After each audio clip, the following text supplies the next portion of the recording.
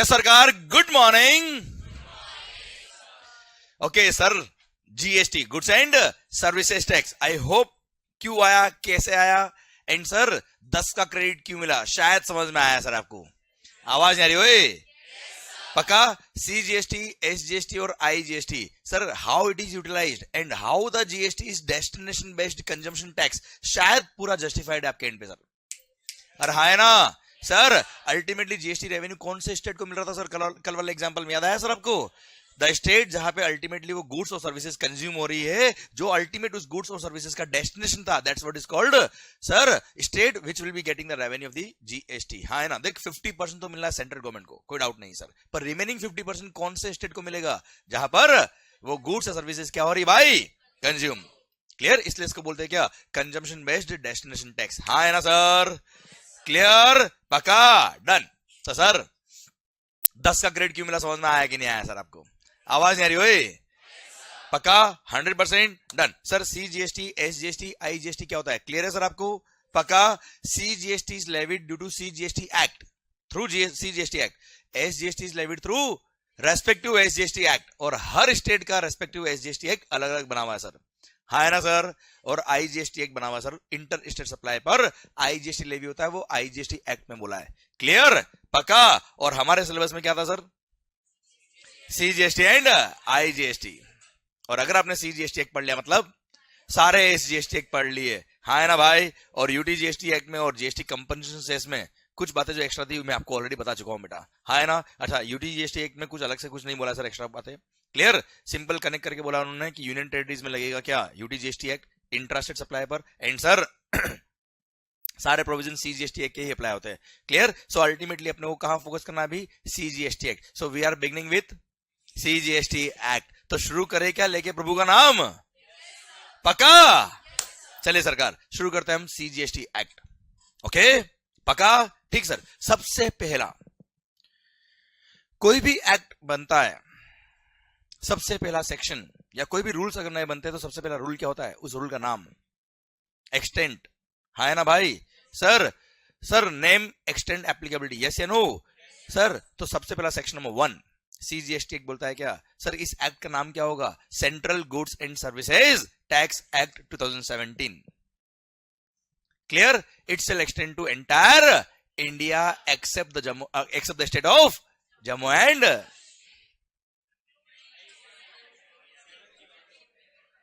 Sir except the state of Jammu and Kashmir.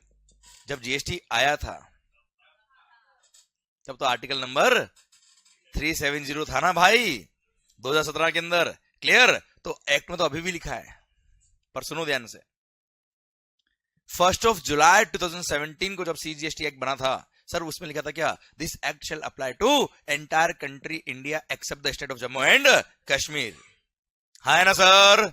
एक minute. पर since this tax is destination based consumption tax, और Jammu and Kashmir में अगर कोई गुड्स या सर्विसेज कंज्यूम हो रही है तो sir Jammu and Kashmir state को रेवेन्यू नहीं मिलता जीएसटी का बेटा फिर। क्लियर? तो sir Jammu and Kashmir state government ने कैलकुलेशन लगाई, वो अगर जीएसटी एक्सेप्ट नहीं करते, मोदी जी की बात नहीं मानते, तो और लॉस में जाते वो लोग। इसलिए अल्टीमेटली महबूबा मान गई।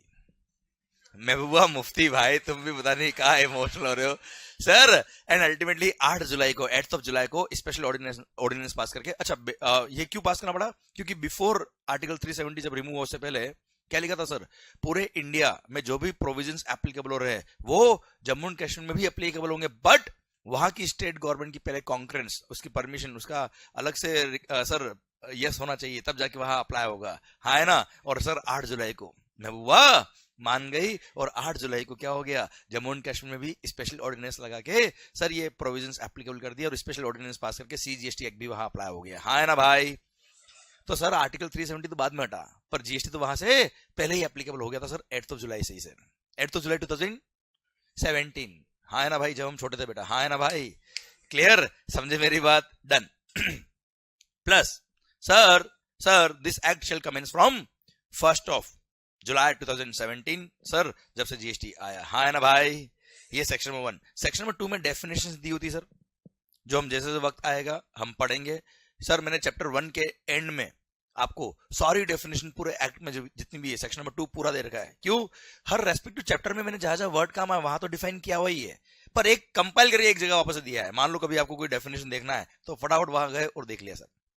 ओके और कभी भी डेफिनेशन कोई वर्ड ढूंढना हो ना आपको सर, तो जैसे अल्फाबेट अरेंज होता है ना मोबाइल के अंदर, आपने देखा होगा सॉर्टिंग क्या होता है अल्फाबेट के नंबर से, क्लियर, एबीसीडी के अरेंज में, तो वैसे ही डेफिनेशन मिलेगी कोई भी एक्ट हो सर आपके लिए, कोई भी रूल्स हो, क्लियर, तो वहां हम ढूंढ सकते हैं इजीली सर। बट ठीक है वो रेफरेंस के लिए मैंने दिया आपको। ओके सर, सर बाकी सेक्शन की बात बाद में करूंगा, पर सर सबसे पहला सेक्शन नंबर 9 पता है सर, कोई भी टैक्स अगर लगेगा, भले वो इनकम टैक्स हो, जीएसटी हो, सीजीएसटी हो, आईजीएसटी हो, यूटीजीएसटी हो, एसजीएसटी हो, कोई भी टैक्स अगर लगता है तो सबसे पहला ऑथोरिटी ऑफ द लॉ चाहिए। और ऑथोरिटी ऑफ लॉ मिलती है कहां से? चार्जिंग सेक्शन से। And the charging section under CGST act is section number 9। तो शुरू करते हैं कहां से? सेक्शन नंबर 9 से शुरू करें बात बेटा। अरे शुरू करें क्या भाई? क्लियर? तो सर दिल थाम के बैठना, भगवान का नाम लेके बैठना, क्योंकि सर अब शुरू हो रहा है आपके लिए क्या? CGST act section number 9। देखिएगा ध्यान से।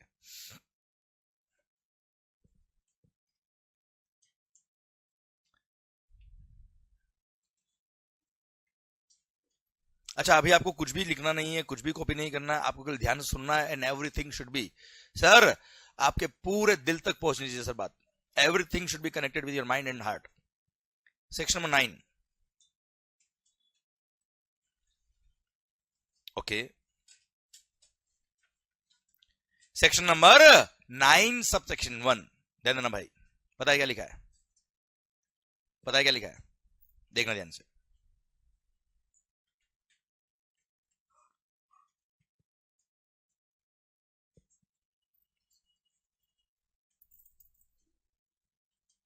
Sir CGST shall be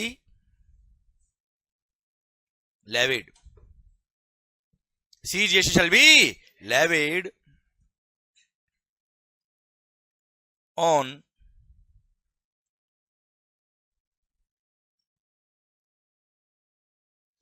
intra state supply. क्या बोला मालिक? क्योंकि इंटर स्टेट सप्लाई पे क्या लगता है sir? CGST shall be levied on intra-state supply of what? Of goods or service or both। अच्छा गुड्स और सर्विस और बोथ लिखा है, उसका रिलेवेंस क्या है? वैसे मैं आपको सर 2-3 लेक्चर जाएंगे तो आपको समझ में आ जाएगा कि इस बोथ का मतलब कुछ भी नहीं सर। प्रैक्टिकली बोथ का रिलेवेंस नहीं है, but to be on a safer side government ने सर बोथ भी लिखा है सर, क्योंकि नया एक्ट बना है। और अगर कोई भी सप्लाई टैक्सेबिलिटी के स्कोप से निकल गया, लेवी के स्कोप से निकल गया, तो टैक्स कभी लगेगा नहीं सर उस पर। इसलिए to be on safer side government ने क्या किया है सर? और बोथ लिखा है। अदरवाइज हम धीरे धीरे आगे बढ़ेंगे सर आपको समझ में आ जाएगा कि बोथ का रिलेवेंस अभी नहीं है sir. Okay CGST shall be levied on intra state supply of goods और सर्विसेज और बोथ एक्सेप्ट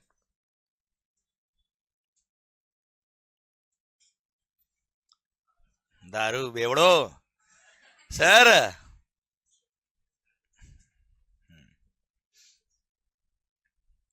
ओके सर सुनना except alcohol liquor for human consumption. अच्छा एल्कोहल लिकर के अदर यूज भी है sir. Alcohol liquor industrial use में भी आता है, पता होगा ना सर आपको तो। अरे हाँ है ना सर, दवाई बनती है सर। अरे यस है नो? हाँ देखो सर बहुत सारे लोगों के लिए दारू दवाई है बेटा सर, पॉइंट तो सर एल्कोहल लिकर मेडिसिन बनती है, परफ्यूम बनते हैं, बहुत सारी चीजें बनती है sir. Alcohol liquor for human consumption जो होता है, क्लियर, उस पे एक्साइज, उस पे सर जीएसटी नहीं लगाया। पता है क्यों sir? Alcohol liquor for human consumption पर, alcohol liquor for human consumption पर before GST state excise duty लगता था। क्या लगता था बेटा? मतलब excise was the revenue of state government in case of alcohol liquor for human consumption. Second sir इस पे वेट लगता था सेल करने पर, sales tax which is also the revenue of state government. मतलब दारू पर सेंट्रल गवर्नमेंट का कोई रेवेन्यू नहीं था। और अगर इसको जीएसटी में इंट्रोड्यूस कर देते तो क्या होता सर?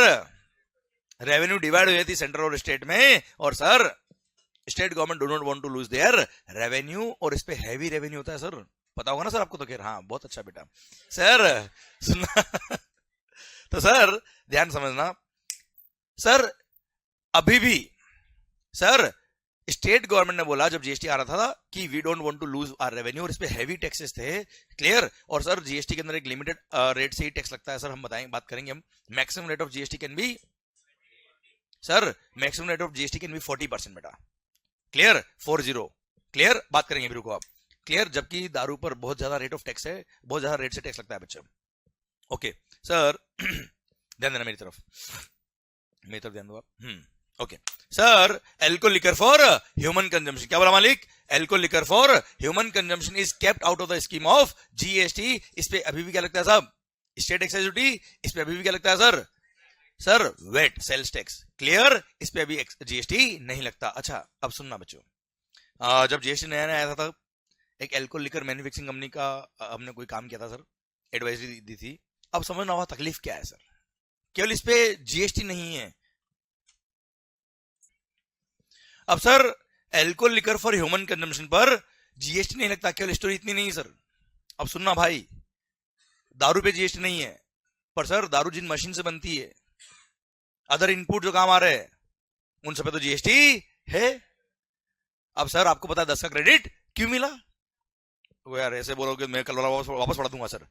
10 का क्रेडिट क्यों मिला याद है कि नहीं सर? अगर आपके आउटवर्ड सप्लाई पे जीएसटी नहीं है, अगर आपके आउटवर्ड सप्लाई पे जीएसटी नहीं लगता, इनवर्ड सप्लाई पे अगर जीएसटी लगा है, परचेज पे जीएसटी पे क्या, इनपुट्स पे, कैपिटल गुड्स पे, इनपुट सर्विसेज पे, आज sir alcohol liquor for human consumption manufacturing companies ने या डीलर्स ने मार्केटिंग सर्विसेज ली, एडवर्टाइजमेंट सर्विसेज ली, सर कंसल्टेंसी सर्विसेज ली, चार्टर्ड अकाउंटेंट की सर्विसेज ली। आप मुझे बताओ उन्होंने क्या पे किया होगा? जीएसटी पे किया होगा सर? 1 रुपए का भी आईटीसी नहीं मिलेगा। You getting my point? जितने कैपिटल गुड्स परचेज किए होंगे, जितने इनपुट परचेज किए होंगे, उन पे अगर जीएसटी पे किया, 1 रुपए का भी आईटीसी नहीं मिलने वाला। Are you getting my point और नॉट? मतलब केवल ऐसा नहीं पढ़ने का कि अल्कोहल लिकर पर जीएसटी नहीं है, पर सर इसका इफेक्ट देखो आप कितना भारी हो गया सर। मतलब दारू और महंगी हो गई सर। ये देखो सर लोग बोल रहे हैं सर। ओके तो सर मतलब अगर alcohol liquor for human consumption पर जीएसटी नहीं लग रहा, तो सर केवल इस पे जीएसटी नहीं लग रहा इतना नहीं है सर, इसकी कॉस्टिंग बढ़ गई। क्यों? क्योंकि इनपुट सर्विस, कैपिटल गुड्स जो भी इनमें काम आए उन पे तो जीएसटी है सर, उनका कोई आईटीसी नहीं मिलेगा। और सेल पर जो सेल्स टैक्स और स्टेट एक्साइज था वो तो लगेगा ही लगेगा सर। हाँ है ना भाई? क्लियर? ओके तो sir CGST shall be levied on intra state supply of what? All the goods और services both except alcohol liquor for human consumption. देखना ध्यान से सर, एक्सेप्ट दारू, clear. Alcohol liquor for human consumption में यहां लिख देता हूं बेटा, आपको ध्यान रहेगा। दारू तो क्या आपका इंटरेस्ट बना रहता है सर, इसलिए लिखा था sir. Accept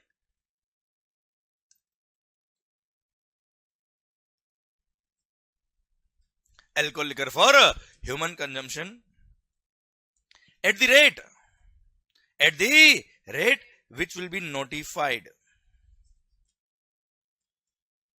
by the government। अच्छा नोटिफाइड बाय द गवर्नमेंट मतलब डेलीगेटेड पावर बेटा।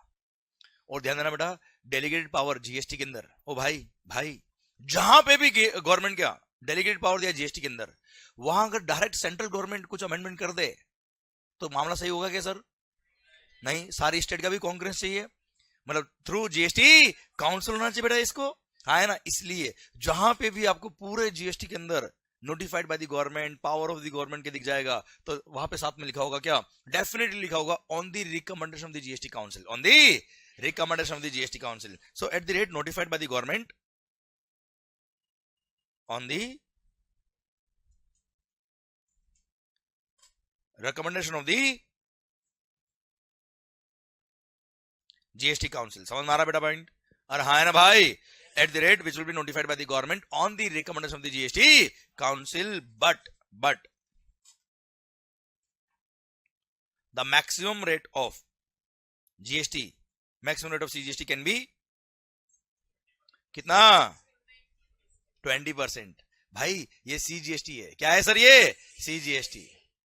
तो CGST कैन बी मैक्सिमम 20%, मतलब total GST can be maximum 40%, clear. और यही जब हम IGST एक्ट पढ़ेंगे तो IGST एक्ट में यहाँ 20 की जगह क्या मिलेगा सर? 40 मिलेगा, बहुत बढ़िया, very good. C GST shall be levied on intrastate supply of goods or services or both except alcohol liquor for human consumption at the rate notified by the government on the recommendation of the GST council and sir maximum rate of GST can be 20%. अब sir ये जो GST लगेगा किस पे लगेगा? It will be levied on value of supply. किस पे लगेगा सर? वैल्यू ऑफ सप्लाई, जो हम पढ़ेंगे सेक्शन नंबर 15 में 15 चैप्टर नंबर 4 के अंदर बेटा. क्लियर? एंड बहुत ही खास बात, and it shall be payable by a, दिल थाम के देखना क्या लिखा है.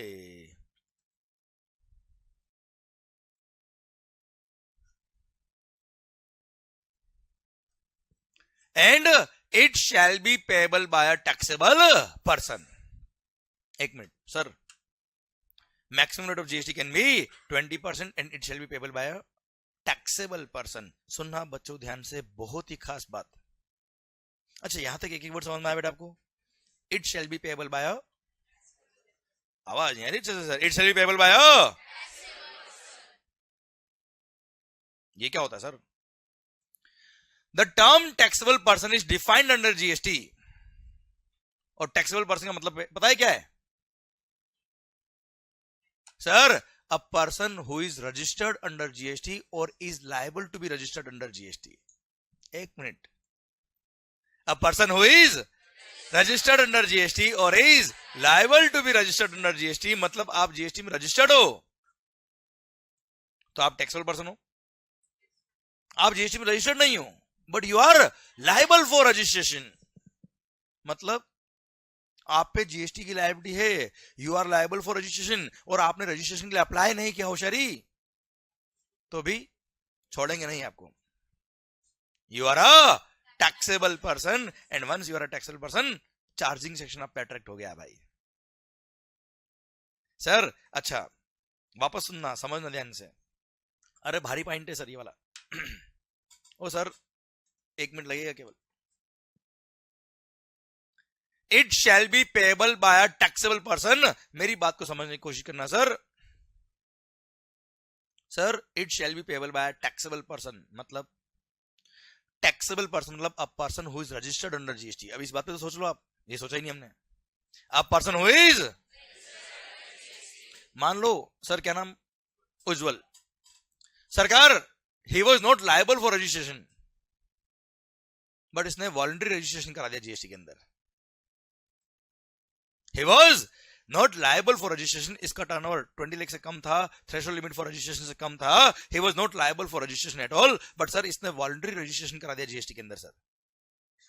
और जैसे ही रजिस्ट्रेशन सर्टिफिकेट मिला, now you are a registered person. Now you are a, and once you are a registered person you are a, and once you are a taxable person, section number 9 subsection 1 आप पे attract हो गया.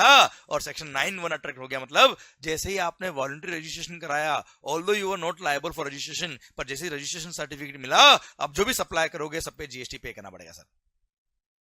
भले आपका turnover, जैसे मैं आपको just knowledge के लिए बता रहा हूं, आगे हम पढ़ेंगे बहुत डेप्थ के अंदर. सर 20 लाख तक का टर्नओवर होता है, अगर आपका कितना 20 लाख, तब तक आपको रजिस्ट्रेशन की जरूरत नहीं सर. अभी बेसिक चीज बता रहा हूं आपको मैं. आपका टर्नओवर क्या था, कितना 2 लाख रुपए मान लो, पर आपने कहा नहीं नहीं रजिस्ट्रेशन करा लेते जीएसटी में, अच्छा लगेगा sir.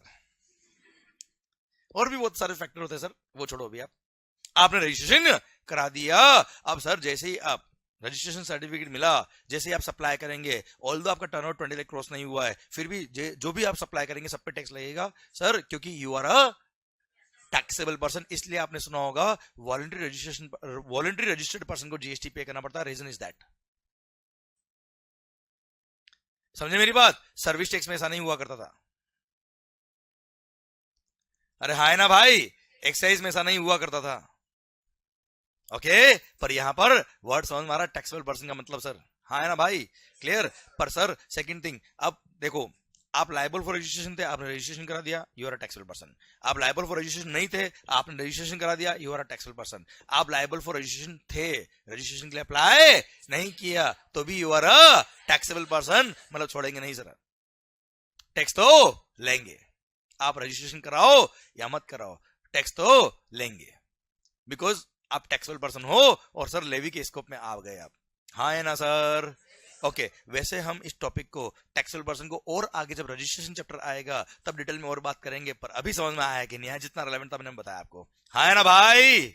Okay sir, CGST shall be levied on intra-state supply of what? Goods or service or both except alcohol liquor for human consumption at the rate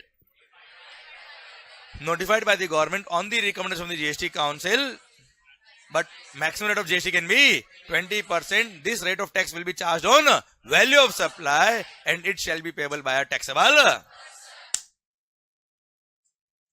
Clear? पक्का माहौल? सर अब एक वर्ड का मीनिंग मेरे को समझना आपसे।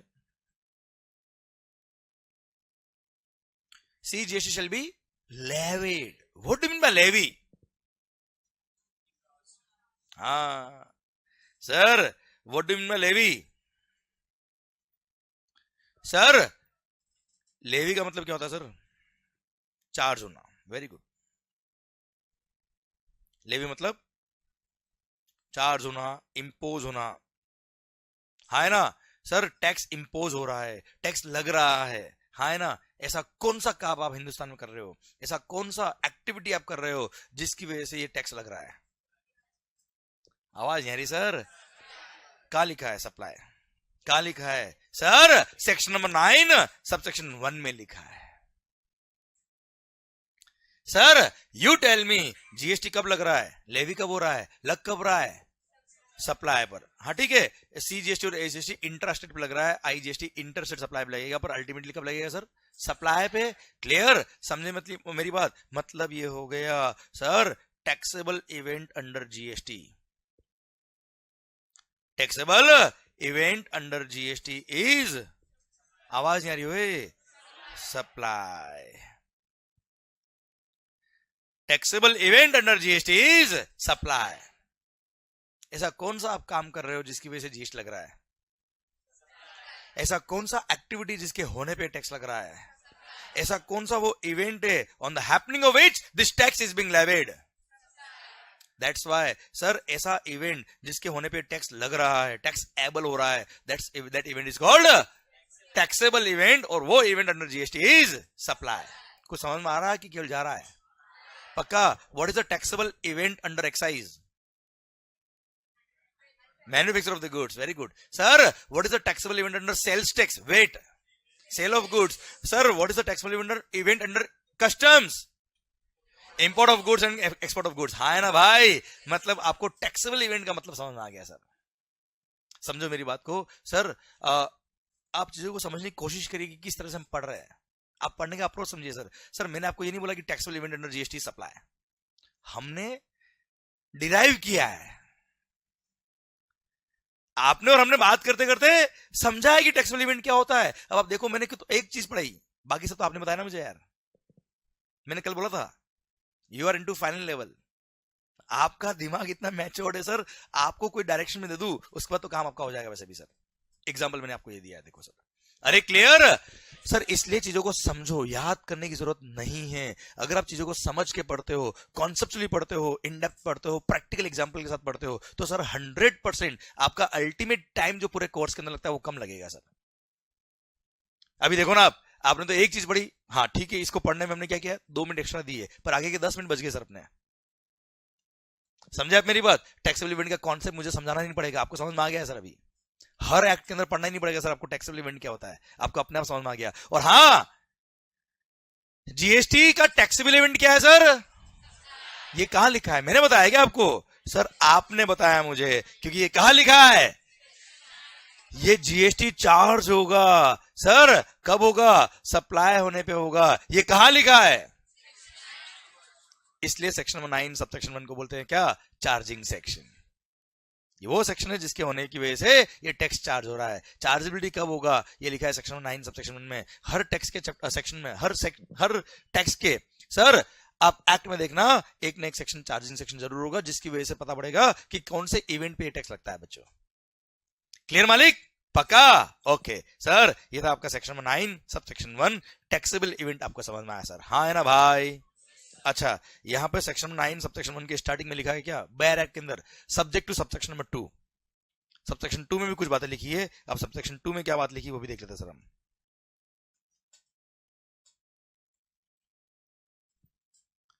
सेक्शन नंबर 9 सबसेक्शन 2 बोलता है 5 गुड्स। कितनी बेटा?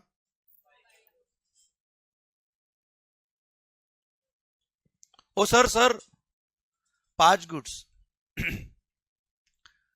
पेट्रोल डीजल वगैरह बेटा, है ना सर। उसके लिए सेक्शन 9 सबसेक्शन 2 ने बोला ये 5 गुड्स पेट्रोल डीजल वगैरह। बताता हूं मैं आपको सर, टेक्निकल नाम क्या है, एक मिनट पहले समझ लो पॉइंट क्या है।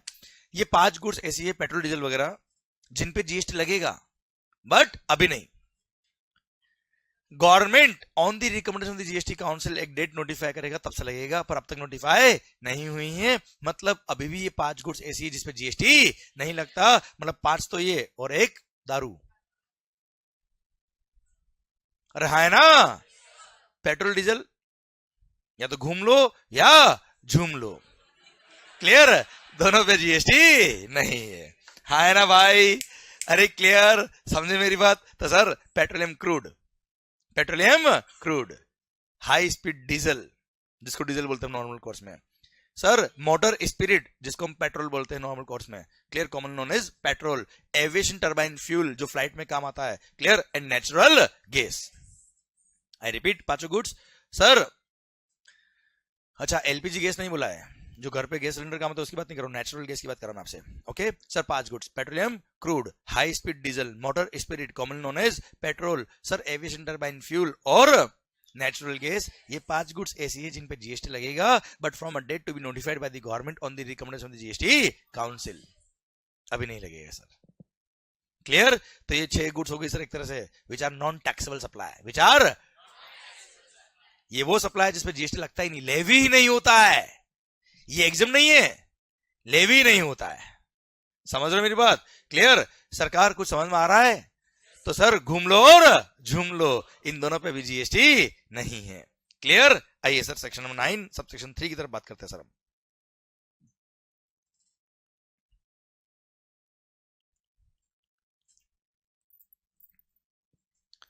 Section number 9 subsection 3। अच्छा एक चीज बताओ, ये जीएसटी डायरेक्ट टैक्स है कि इनडायरेक्ट टैक्स है बेटा? कोई डाउट आपको बेटा? ओके, मेरे को भी नहीं सर। इधर इधर सर, इनडायरेक्ट टैक्स का मतलब क्या होता है बेटा, कि सप्लायर जो गुड्स सर्विसेज सप्लाई कर रहा है वो कस्टमर से टैक्स लेगा, हूं करो रे, और गवर्नमेंट को पे करेगा। कौन पे करेगा? कौन पे करेगा? सप्लायर पे करेगा सर।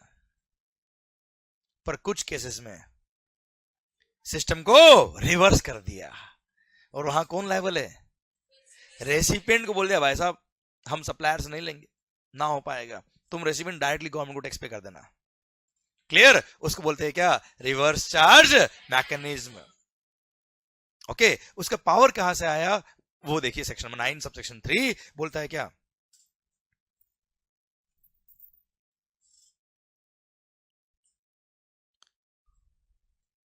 ओ भाई central government has the power. क्या लिखा बेटा?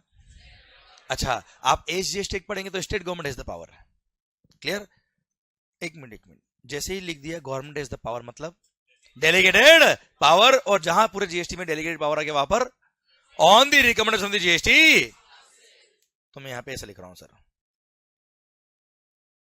ठीक है मालिक। Government has the power that on the recommendation of the GST council they can notify certain goods or services or both. They can notify certain goods or services or both.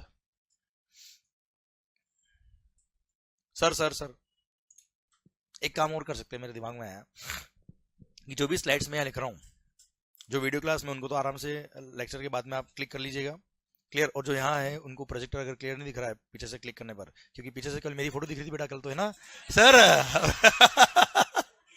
तो what I will do, ये screen का मैं ही click करके group में डाल दूंगा आप लोगों के लिए। ये देखो सर, सर आप ऐसी बात है सर, एग्जाम भी आप दे दो सर एक बार प्लीज सर। ओके ठीक है, तो आप अगर केवल नोट करने के लिए कॉपी कर रहे हो तो अभी मत करिए सर, आपकी आदत है लिखने की, लिखिए, वो कोई दिक्कत नहीं सर, क्लियर। अदरवाइज आपका ध्यान पूरा मेरी तरफ होना चाहिए सर। ओके, ऐसा नहीं कि मैं पहुंच गया हूं थर्ड लाइन पे, आप लिख रहे हो फर्स्ट लाइन, बेटा, क्लियर। वहां पे क्या हो रहा है, आपका कॉन्सेंट्रेशन लूज हो रहा है सर। देन नहीं, नोट्स तो आपके पास मिल जाएंगे, पर सर ये जो मैं बात कर रहा हूं ना सर, वो दिमाग में उसी टाइम पहुंचनी चाहिए जब मैं बोल रहा हूं आपको, which is very important sir. Okay sir, ये एप्पल वॉच को बिलीव ही नहीं हो रहा कि अपनी सुबह सुबह 7 बजे हो जाती है सर आजकल। सर ये सोच रहा है कि रात को ही पता नहीं ऐसे ऐसे कर रहा होगा नींद में। सर क्या बोला रहे, मेरे को भी समझ तो आना चाहिए। क्या झूम रहा होगा?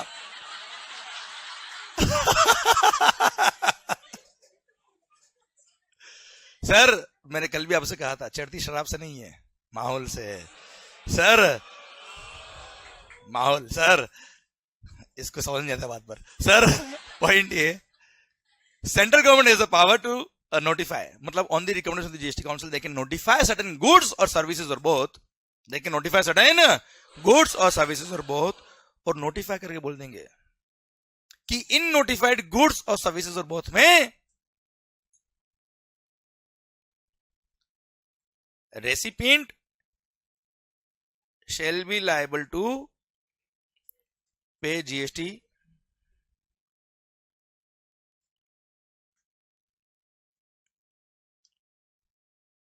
to the government directly under reverse charge mechanism and दिल थाम के and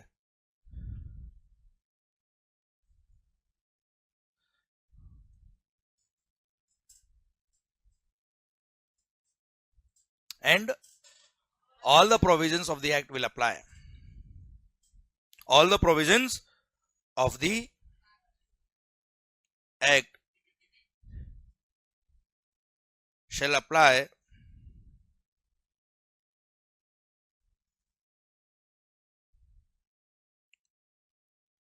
on the recipient as if he is the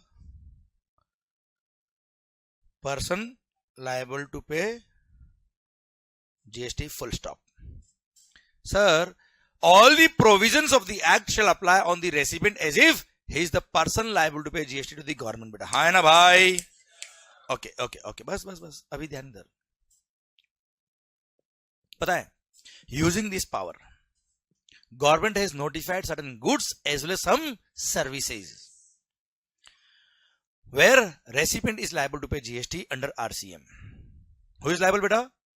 Recipient is liable to pay GST under RCM. पर सर हमारे सिलेबस की अगर हम बात करें तो केवल लिस्ट ऑफ सर्विसेज ही हमारे सिलेबस में आती है, क्लियर। वो लिस्ट ऑफ गुड्स जहां पे रिवर्स चार्ज मैकेनिज्म लगता है वो हमारे सिलेबस में नहीं आता, but it does not mean कि वहां पे रिवर्स चार्ज नहीं है। हमारे सिलेबस में क्या आता है? List of services, list of goods नहीं आता है। इसका मतलब ये नहीं कि गुड्स पे रिवर्स चार्ज नहीं है सर, गुड्स में रिवर्स चार्ज है बेटा, क्लियर। ओके, अब सर मैं आपको कुछ एग्जांपल दूंगा कि आखिर आरसीएम क्यों। मजा आ रहा है क्या गवर्नमेंट को? कॉम्प्लिकेट कर दो सिस्टम को, कहीं पे सप्लायर लायबल, कहीं पे रेसिपिएंट लायबल, दिमाग खराब, ताकि लोगों को चार्टर्ड अकाउंटेंट के पास जाना ही पड़े ऐसा। हाँ सर, ये तो हमने सोचा ही नहीं कभी। अगर आप टेक्स्ट प्लानिंग सीख जाओ ना सर, तो ये छोटी मोटी बातें सोचना बंद कर दोगे सर आप। सर समझना ध्यान से, मस्त पॉइंट है। अब सर कुछ तो कर रहे होंगे, और ये कोई जीएसटी आने के बाद नए पॉइंट नहीं है, मोर और लेस मैक्सिमम पॉइंट वही है जो सर्विस टैक्स में भी थे सर। ओके, उन सर्विसेज पे रिवर्स चार्ज सर्विस टैक्स के टाइम पे भी था सर, और कब से भी था। ओके ठीक है, कुछ अमेंडमेंट किए होंगे, कुछ चेंजेस किए होंगे, अलग बात है सर, पर क्या लॉजिक रहा होगा? एक दो एग्जांपल ले ले क्या सर हम? आवाज अच्छे से नहीं आ रही, ले ले क्या सर एग्जांपल? ओके बहुत बढ़िया। कौन गिरा बेटा? सर मान लो, मैंने कहा माहौल बन रहा है धीरे धीरे सर। आउट ऑफ इंडिया से मान लो आपने कोई सर्विसेज इंडिया में ली है बेटा, गुड्स की बात नहीं कर रहा हूं, देखो गुड्स इंपोर्ट करने पे क्या लगता है? कस्टम्स, और कस्टम के साथ में आईजीएसटी भी लगता है, बात करेंगे बाद में, पर मैं गुड्स की बात नहीं कर रहा, मैं तो बात कर रहा हूं किसकी? सर्विसेज की।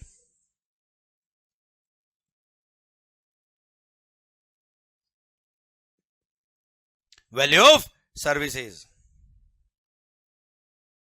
कितना बेटा 10 लाख। मान लो आउट ऑफ इंडिया से सर्विसेज दी थी किसने, मिस्टर डॉन। मिस्टर डॉन ने services the out of India से किसको, मिस्टर कौन को।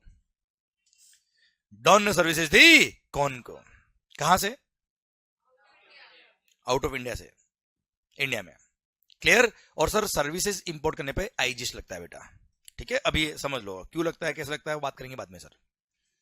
18% मान लो रेट ऑफ टैक्स है, कितना हो गया बेटा 180, टोटल 1180 बेटा। हाँ करो रे सर। अब सोचो ध्यान से, supplier of service is Mr. Don, which is located outside India, and recipient of service is Mr. Con, who is in India. अब सोचो ध्यान से, सप्लायर ऑफ सर्विस ने अगर बिल पर जीएसटी लगाया होता 180, टोटल हो गया 1180, और मिस्टर कौन ने डॉन को पूरा 1180 अगर पे कर दिया होता, डॉन का है बेटा, क्या आपको लगता है डॉन हिंदुस्तान में आके जीएसटी में रजिस्ट्रेशन करा के जीएसटी ₹180 पे करेगा, रिटर्न फाइल करेगा? क्या आपको लगता है क्या जीएसटी डॉन पे करेगा? आवाज नहीं आ रही ओए। अब अगर जीएसटी डॉन नहीं पे करेगा, क्या गवर्नमेंट उसको पकड़ पाएगी? क्यों? क्योंकि डॉन को पकड़ना मुश्किल नहीं, नामुमकिन है ना बेटा। मतलब आप सर डॉन का है भाई, क्या गवर्नमेंट उससे रिकवरी कर पाएगी? इंडिया वालों से नहीं हो पा रही sir recovery, out of India sir, जब गवर्नमेंट का टेरिटरी नहीं है, है ना sir. This act shall apply to entire India including Jammu and Kashmir now, है ना भाई। आउट ऑफ इंडिया कैसे कंट्रोल कर पाएगी गवर्नमेंट? क्लियर। इसलिए सर यहां पे क्या लगा दिया, रिवर्स चार्ज मैकेनिज्म, और यहां बोल दिया क्या सर, कौन लायबल होगा टैक्स पे करने के लिए? बताता रहा हूं मैं आपको कौन लायबल होगा टैक्स पे करने के लिए। सर पूछा नहीं मैंने, आपसे बताया है कौन लायबल होगा टैक्स पे करने के लिए। सर मतलब सर यहाँ पे रिवर्स चार्ज मैकेनिज्म लगा दिया, और वहां बोल दिया क्या, जब मिस्टर कौन डॉन को टैक्स पे करे, डॉन को पे करेगा, पेमेंट करेगा, तब केवल 10 लाख ही पे करेगा भाई, है ना। और जब मिस्टर कौन 180 पे करेगा, डायरेक्टली किसको पे करेगा भाई? गवर्नमेंट को पे करेगा sir. Clear. He will not pay the tax to the don because he is located outside India. इसलिए इंपोर्ट ऑफ सर्विसेज के केस में अगर service supplier out of India, recipient India में है, तो वहां पे रिवर्स चार्ज मैकेनिज्म लगाया, और वहां रेसिपिएंट लायबल होगा टैक्स पे करने के लिए टू द गवर्नमेंट बेटा, हाँ है ना भाई। लॉजिक समझ में आ रहा है कि नहीं आ रहा है सर? चलिए एक और एग्जाम्पल लो बेटा, चलिए एक और एग्जाम्पल लेता हूं तो दिमाग खराब हो जाएगा सर आपका। बैंकिंग कंपनीज वगैरह रिकवरी एजेंट अपॉइंट करती है सर। अरे भाई लोन अकाउंट वगैरह सर अगर पेमेंट नहीं दे रहे हो तो लोग क्या अपॉइंट करते हैं सर? रिकवरी एजेंट, वसूली भाई। अब वसूली भाई जितना वसूली करेंगे उसका एक परसेंटेज कमीशन को देता है बैंक। मैंने क्या कहा कल, हाँ नहीं कर पा तो हूं तो करना ही पड़ेगा सर। सर और वीडियो क्लास में अगर आप बैठे हो ना सर, आप लेक्चर देख रहे हो गूगल ड्राइव पे, भले ऐसे सोते हुए देख रहे हो बेटा, क्लियर, ऐसे कोई तो टेबल पे पैर रख के बैठा है सर, आपको भी बोलना है, ध्यान रखना, बैठो कैसे भी वी डोंट केयर, पर सर आवाज आनी चाहिए सर आपकी भी, क्लियर सर। और मैं देख रहा हूं ऊपर वाला जरूर देख रहा है बेटा, क्लियर। और ध्यान देना वहां से आप नहीं बच सकते सर। पॉइंट मेरा आपसे ये है, रिकवरी एजेंट, रिकवरी एजेंट्स। अब आप मुझे बताओ, रिकवरी एजेंट अपना कमीशन चार्ज करेंगे किससे? बैंक से। तो recovery agent are providing services to bank. Recovery agent is providing services to bank. You tell me, recovery agent is service supplier, bank is the recipient. अब उस commission पे GST लगता है बेटा। सोचो अगर रिकवरी एजेंट कमीशन पे GST लगा दे, बैंक से ले ले, क्लियर, क्या आपको लगता है वसूली भाई जो दुनिया से वसूल कर रहे हैं, क्या गवर्नमेंट ऑफिसर उनसे वसूल कर पाएंगे सर? आपको लगता है वसूली भाई जीएसटी में रजिस्ट्रेशन कराएंगे, टैक्स पे करेंगे? नहीं, दो सर वो टैक्स पे नहीं किया उन्होंने, तो 2 ऑफिसर टैक्स रिकवरी करने गए बेटा, आए नहीं वापस बेटा सर। गवर्नमेंट बोला भाई हमसे ना हो पाएगा, और उन्होंने बैंकिंग कंपनी को बोल दिया भाई सर रिवर्स चार्ज मैकेनिज्म लगेगा और तुम उनको केवल कमीशन का अमाउंट पे करना, जीएसटी का अमाउंट उनको पे मत करना, हम आपसे ले लेंगे सर, उनसे ना हो पाएगा। क्लियर? तो these are the reasons behind it. ये अनऑर्गेनाइज सेक्टर है sir, insurance agent. Clear? Unorganised sector बेटा अगेन, हाँ है ना सर। तो वहां पर गवर्नमेंट ने क्या लगा दिया? Reverse charge mechanism, GTA services, goods transport agency services, हाँ है ना सर। बात करेंगे और डिटेल के अंदर बाद में, पर सर ये समझ में आया कि नहीं आया सर? पक्का समझे? डन। तो सर मैं अभी लिस्ट ऑफ सर्विसेज नहीं पढ़ा रहा, मैंने रिवर्स चार्ज मैकेनिज्म के लिए अलग से पूरा चैप्टर नंबर 7 आपको अलग से दिया है, वहां हम पढ़ेंगे आरसीएम की सारी सर्विसेज की लिस्ट। पर मैंने आपको आरसीएम का कॉन्सेप्ट समझाया, समझ में आया कि नहीं आया सर आपको? क्लियर? ये सेक्शन चार्जिंग सेक्शन के अंदर आ रहा था, सेक्शन नंबर 9 सब सेक्शन 3 में आ रहा था सर, इसलिए मैंने आपको सेक्शन पढ़ा दिया, शायद आपको समझ में आ गया बच्चों, हाँ या ना? अरे क्लियर? पक्का? 100% डन। ओके सर सुना बात ध्यान से सरकार, section number 9 sub section number 4। अच्छा, कुछ गुड्स भी हो रहे, कुछ सर्विसेज भी हो रहे, पर मैंने आपको गुड्स की लिस्ट तो पढ़ाऊंगा भी नहीं मैं आपको, मैं सर्विसेज मैंने कुछ ही बताइए एग्जांपल के लिए, आपका कॉन्सेप्ट समझाने के लिए बच्चों। ओके चलिए sir, section number 9 sub section number 4 की तरफ बात करते हैं हम सर।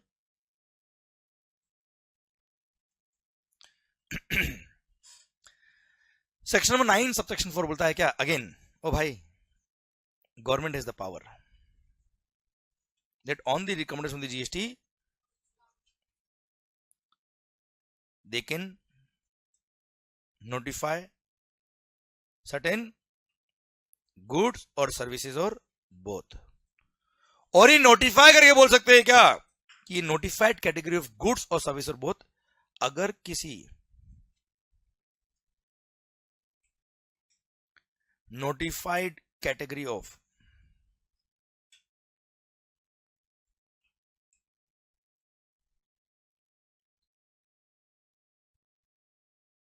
रजिस्टर्ड पर्सन, रजिस्टर्ड मतलब जीएसटी में रजिस्टर्ड पर्सन बेटा। Sir central government has the power that on the recommendation of the GST Council they can notify certain goods or services or both। Sir और notify करके बोल देंगे क्या? ये notified category of goods और service और both अगर registered person ने, notified category of registered person ने परचेज किया किससे?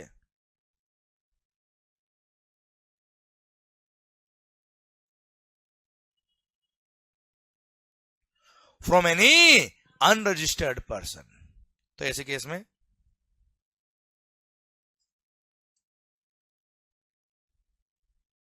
रेसिपिएंट शेल बी, रेसिपिएंट कौन है बेटा? Registered person. अच्छा वैसे बताया था मैं आपको, एट प्रेजेंट केवल एक ही category of registered person notified है, वो है प्रमोटर, जिसको हम प्यार से मोहब्बत से बोलते हैं क्या? बिल्डर। ओके केवल बिल्डर नोटिफाइड है सेक्शन 9 सब सेक्शन 4 में। और बिल्डर ने जैसे for example cement, cement is notified goods, cement purchase किया किससे? अनरजिस्टर्ड पर्सन से। किससे परचेज किया बेटा? तो वहां पे रिवर्स चार्ज मैकेनिज्म में सीमेंट पे जो भी रेट ऑफ टैक्स है उस रेट से टैक्स पे करना पड़ेगा किसको? बिल्डर को बेटा। ओके ठीक है सर, अभी पढ़ते हैं ध्यान से वापस से पूरे पॉइंट को। Recipient shall be liable to pay GST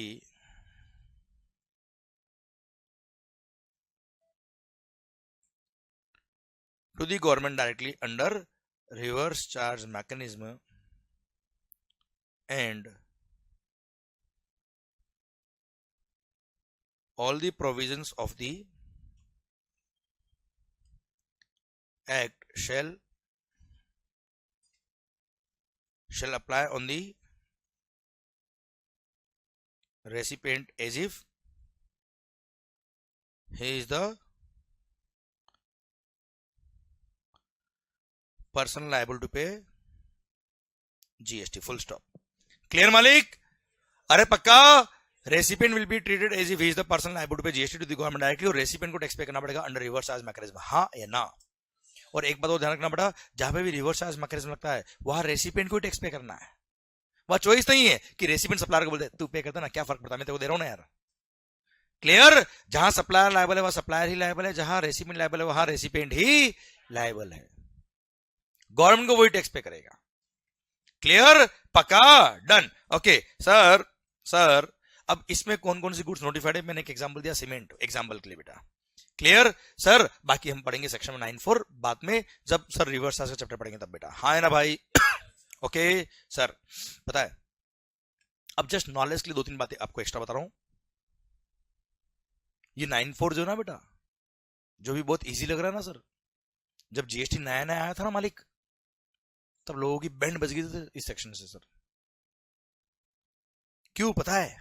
just knowledge के लिए बता रहा हूं, अभी काम का नहीं है, पर थोड़ा पता तो होना चाहिए ना सर अपने लाइफ में क्या हो रहा है आखिर। जब सेक्शन 94 नया नया, जब जीएसटी नया नया आया था, सेक्शन 94 में पता है क्या था सर?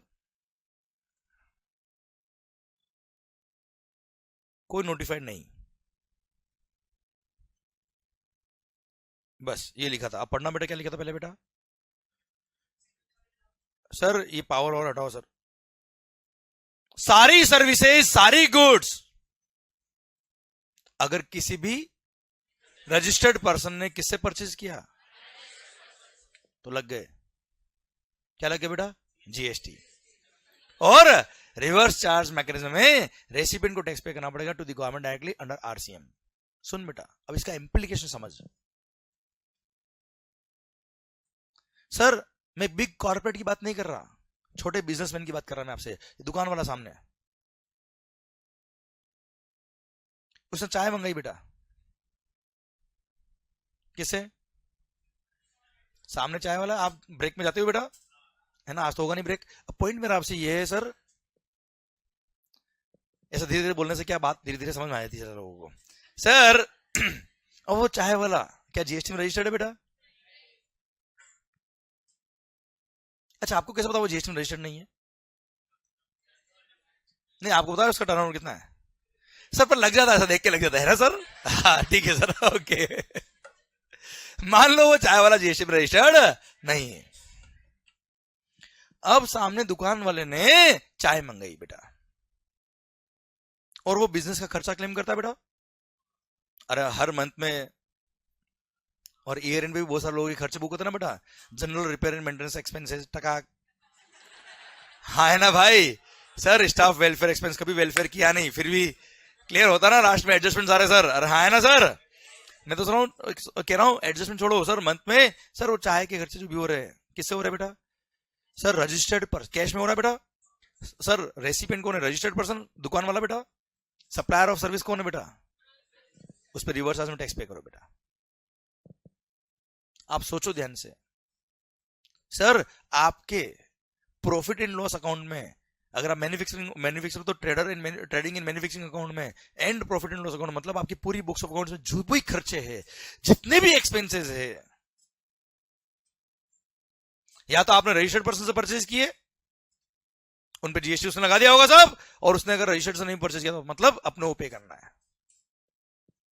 अब हालत सोचना उस दुकान वाले की सर, केवल टैक्स पे करना इज नॉट द वहां पे ऑब्लिगेशन सर।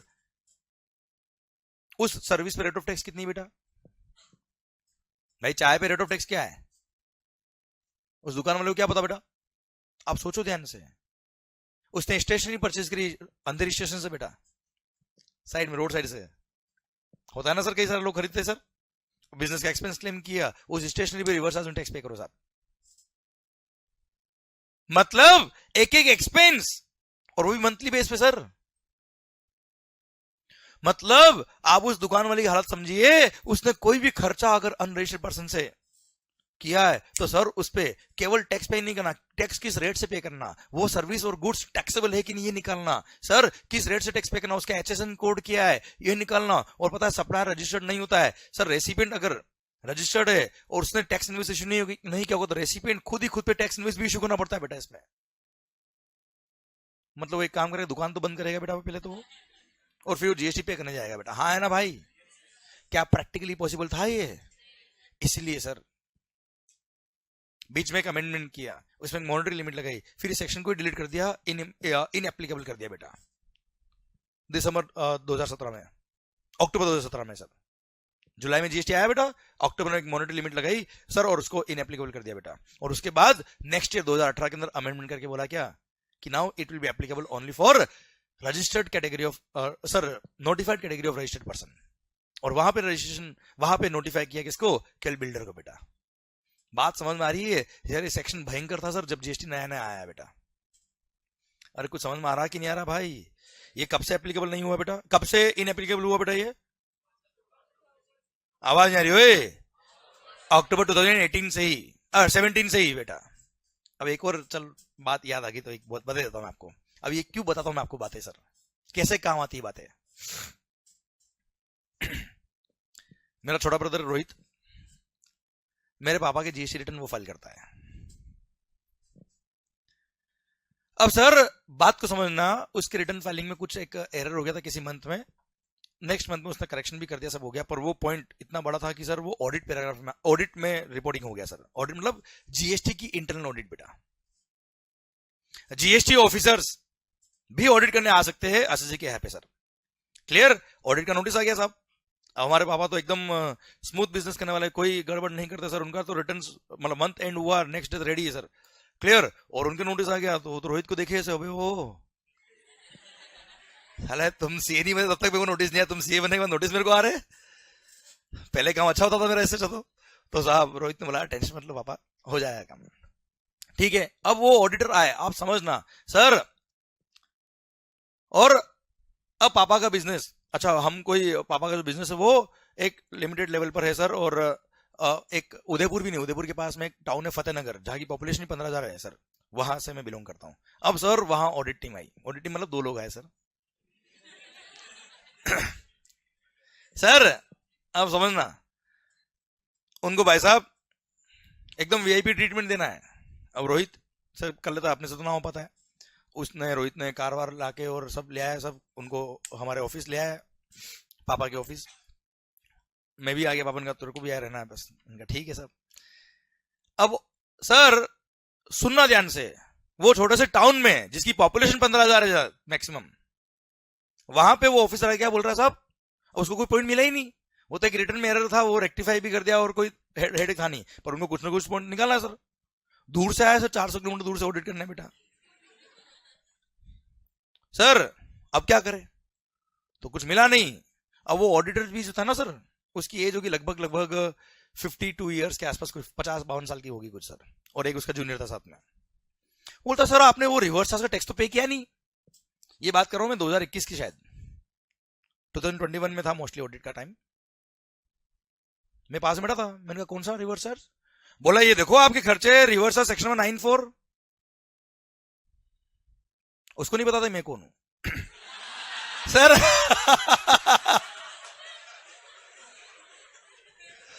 आप समझना हालत सर डिपार्टमेंट की सर, ये हालत है सर। एक्चुअली मैं तो सबको बोलता हूं। मैंने कहा कौन सा सेक्शन 94?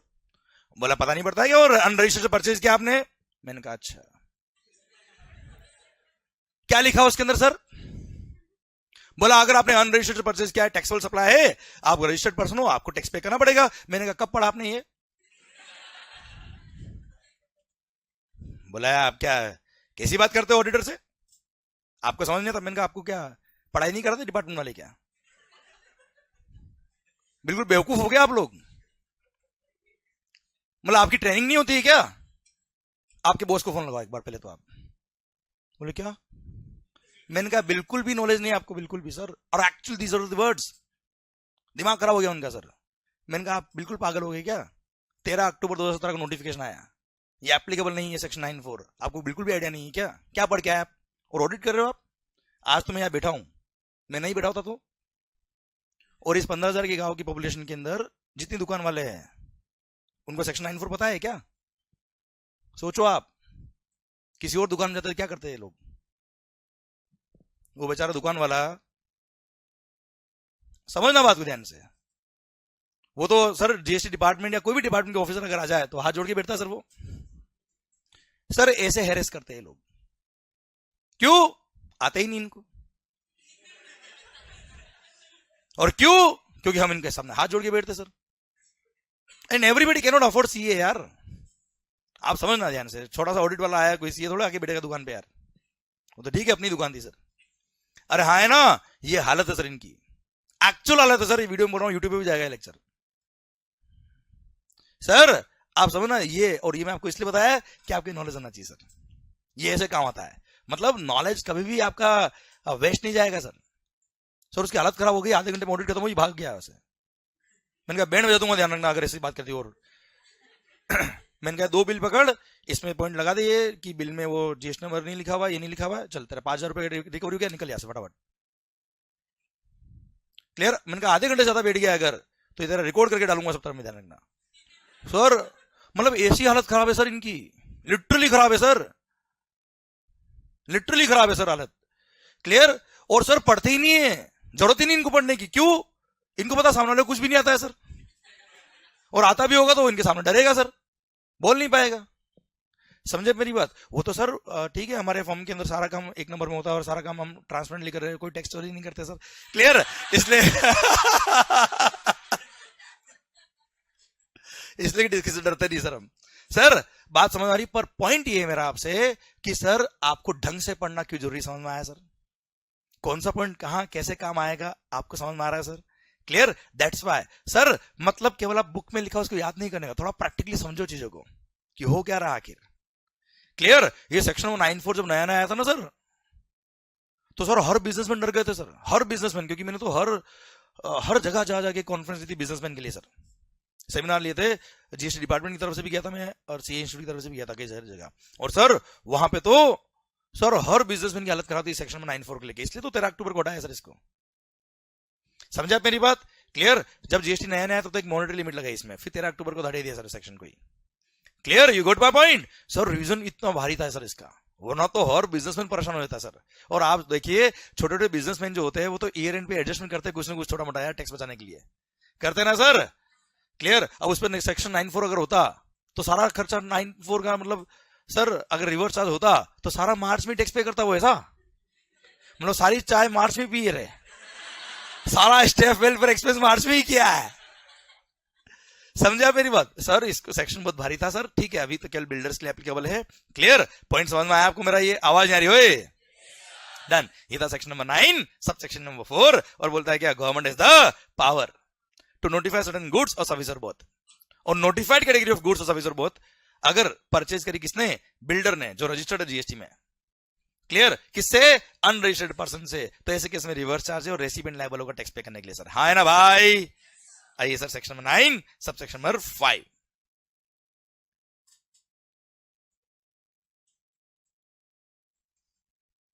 अच्छा टफ है क्या बेटा? मजा आ रहा है ना सर? समझ में आ रहा है ना? बात खत्म सर, मस्त होके सुनना सर, मस्त होके पढ़ना सर। आप सर कभी भी ध्यान रखो, कोई सेक्शन पढ़ रहे हो, कोई प्रोविजन याद कर रहे हो, आप और हम बात कर रहे हैं बस। क्लियर, हम बात कर रहे हैं, समझ रहे हैं, बात खत्म। और लिटरली कर रहा हूं, अगर आपके पॉइंट्स अगर एग्जैक्टली जो लिखा है वो अगर अपनी लैंग्वेज में समझ में आ गया आपको कि the intent of the law क्या है, वो अगर आपको समझ में आ गया, प्रोविजंस का मजा आ जाएगा सर आपको। कोई भी एग्जाम हो लाइफ का सर, कभी दिक्कत नहीं आएगी आपको। आइए sir section number 9 sub section 5 बोलता है क्या? Government is the power.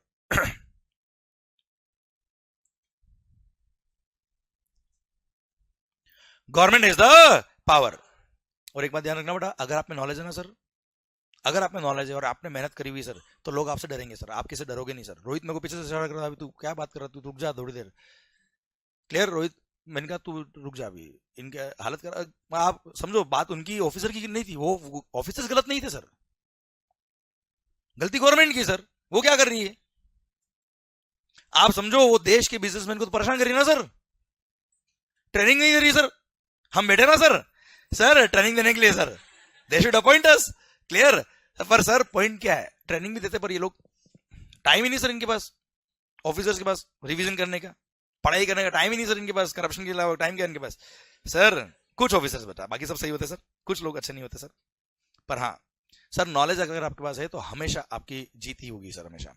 Sir government is the power sir. आइए सेक्शन नंबर 9 सब सेक्शन 5 बोलता है क्या? Government is the power that on the recommendation of the GST they can notify, दिल थाम के ध्यान देना बेटा, बहुत अच्छा सेक्शन है sir. They can notify certain they can notify certain only services भाई साहब। बाकी अब तक जो पढ़ा आपने गुड्स और सर्विस और बहुत पढ़ा है बेटा आपने। क्लियर, और सर ये सेक्शन पता है किसके लिए? स्विगी के लिए, ओला उबर के लिए बेटा। क्लियर, ई कॉमर्स ऑपरेटर के लिए बेटा, देखना ध्यान से। Central government is the power that on the recommendation of the GST council they can notify certain services, और वो notified services, if those notified services are supplied through electronic commerce operator. किससे supply किया sir आपने? if those services are supplied through electronic commerce operator, then ECO, दिल थाम के देखना, ECO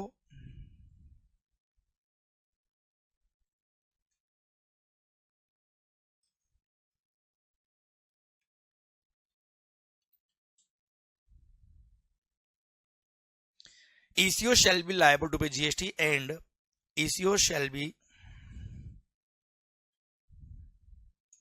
treated as if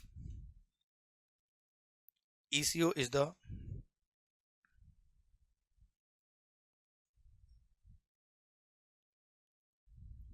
supplier of such services, full stop. Then sir कमाल का point है भाई. एग्जाम्पल दूं मस्त वाला बेटा आपको मैं. सर गवर्नमेंट के पास पावर है कि they can notify certain services, और सर्विसेज नोटिफाई करके बोल सकते हैं कि अगर ये नोटिफाइड सर्विसेज आपने इलेक्ट्रॉनिक कॉमर्स ऑपरेटर के थ्रू सप्लाई करी तो सर ऐसे केस में ECO shall be liable to pay tax and ECO shall be treated as if ECO is the supplier of such services. Okay example दूंगा sir मैं मस्त वाला आपको. ओला उबर टैक्सी तो आपने यूज किया होगा बेटा. हूं करना पड़ेगा रे. मान लो मैं टैक्सी वाला हूं सर, टैक्सी ड्राइवर बेटा. ओके सर, मान लिया सर. ओके माहौल सर क्या नाम? हाँ यशवंत सर. यश सर ओला कंपनी के मालिक बेटा हमारे बीच मिस्टर यश. सर ओला हूं तो कर दो रे कम से कम, इसको भी लगना चाहिए कुछ हुआ है.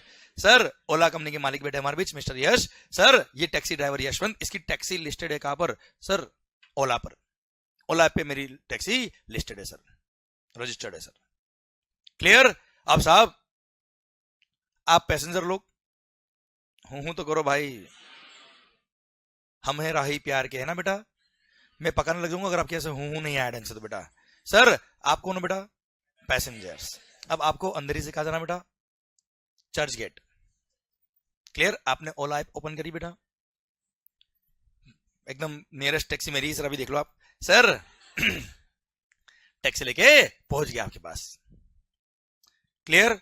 सर आपको पिक किया, जो आपकी ड्रॉप लोकेशन थी वहां आपको ड्रॉप किया. मान लो फेयर था ₹700.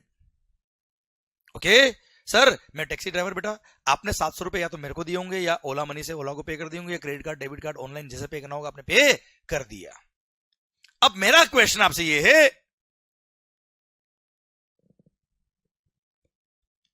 एक्चुअली ये प्रोविजन छोड़ो आप, एक्चुअली सर्विसेज आपको किसने दी? पैसेंजर को सर्विसेज एक्चुअली दी किसने? ओला ने या टैक्सी ड्राइवर ने? टैक्सी वाले ने बेटा. क्यों? ट्रांसपोर्ट ऑफ पैसेंजर की सर्विस तो मैंने दी ना यार. आपने तो केवल बुकिंग कराया है टैक्सी का. किसके थ्रू? ओला के through. Ola is the electronic commerce operator. ये वो एग्रीगेटर है जिसने आपको और मेरे को मिलाया है बेटा.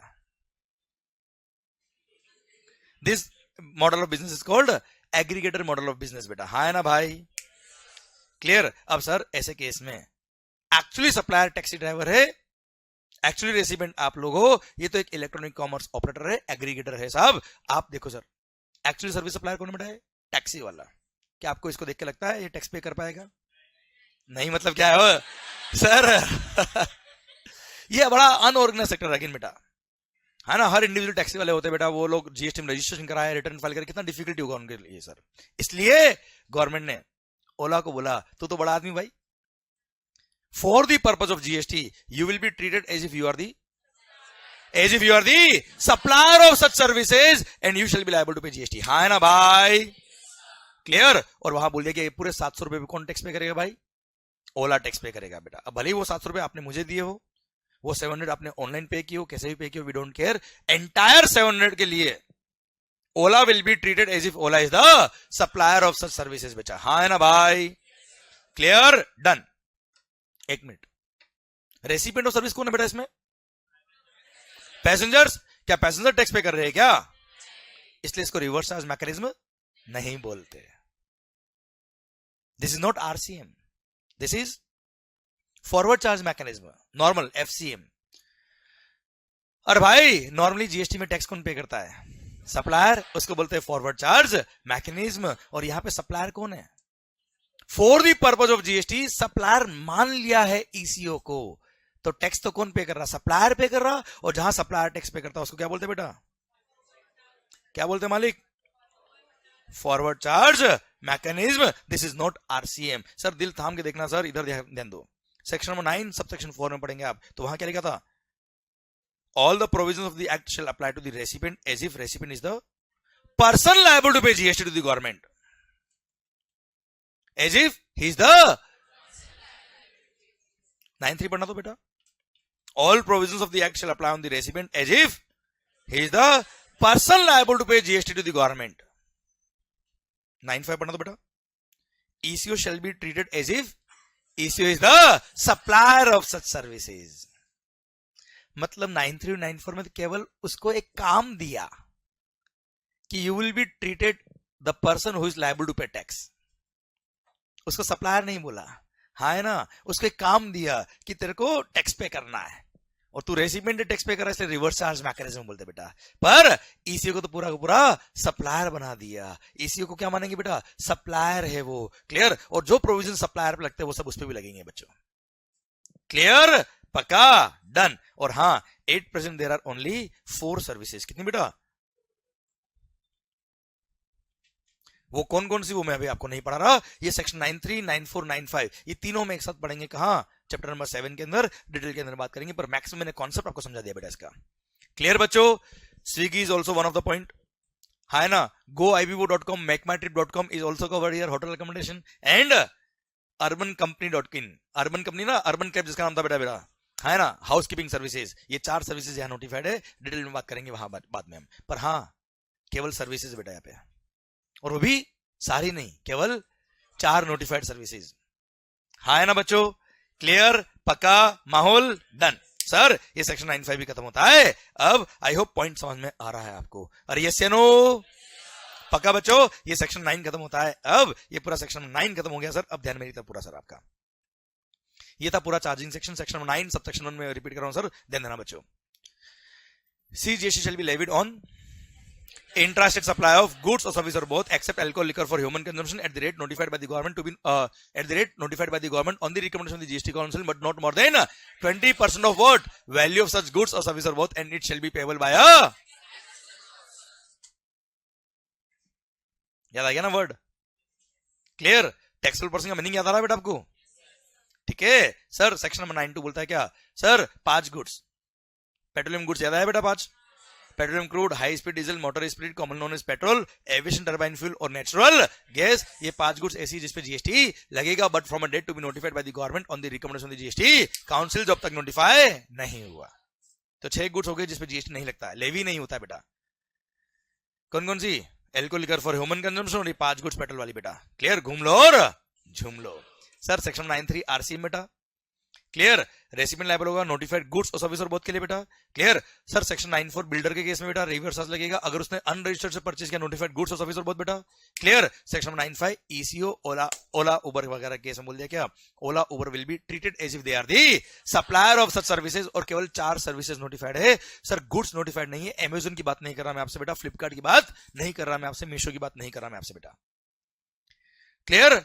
सर अगर वो 4 नोटिफाइड सर्विसेज ये लोग सप्लाई करेंगे तो कवर हो जाएंगे, वरना कवर नहीं होंगे। हाँ है ना भाई? Done sir. ये सेक्शन नंबर 9 खत्म होता है। अब सुनो बेटा, जो सेक्शन नंबर 9 था CGST एक्ट का, वही सेक्शन नंबर 5 है IGST एक्ट का। देखना ध्यान से।